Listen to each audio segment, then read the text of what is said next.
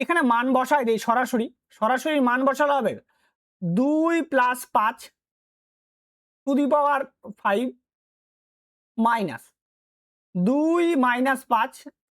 Two the power cube divided by দাঁড়াবে, আমি সরাসরি মান বসাইছি কিন্তু, ঠিক আছে, মান বসানো হচ্ছে 4 গুণন 2 গুণন 5। এইবার দেখো এখানটাতে আসবে 7 টু দি পাওয়ার 5 মাইনাস,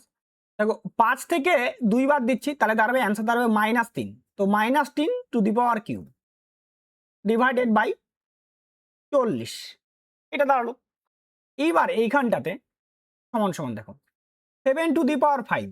এইটা আমাকে এখন বের করতে হবে। আমরা 7 কিউব মানে হয় 343,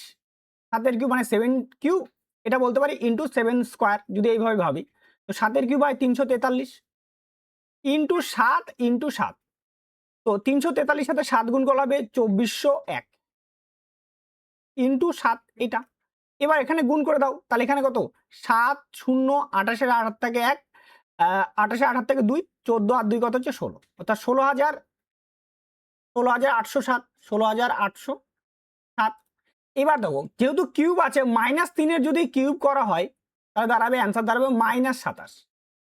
তাই না, মানে -3 গুণন -3 গুণন -3, তো দুটার জন্য কি হবে প্লাস আর একটার জন্য মাইনাস আসবে, তাহলে প্লাস মাইনাসে মাইনাস, তাহলে এখানে হবে 27, তাহলে -27 আর এই সামনে একটা আছে মাইনাস, তো মাইনাসে মাইনাস দাঁড়াবে এখানে +27 ডিভাইডেড বাই 40, তাহলে দাঁড়াবে 16834 বাই 40। এটাকে আমরা 4 দিয়ে ভাগ করি, 4 10 40, 4 দিয়ে ভাগ করব,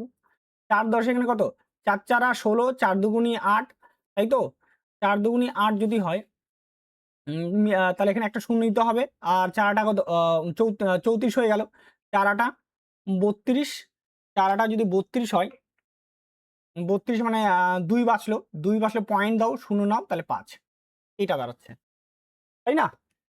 তাহলে আর এটাকে যদি আরো 10 দিয়ে ভাগ করি তাহলে আরো পয়েন্ট চাপে যাবে, তাহলে 420.85, এটা হবে আমাদের উত্তর, যেটা অপশন নাম্বার সি তে রয়েছে।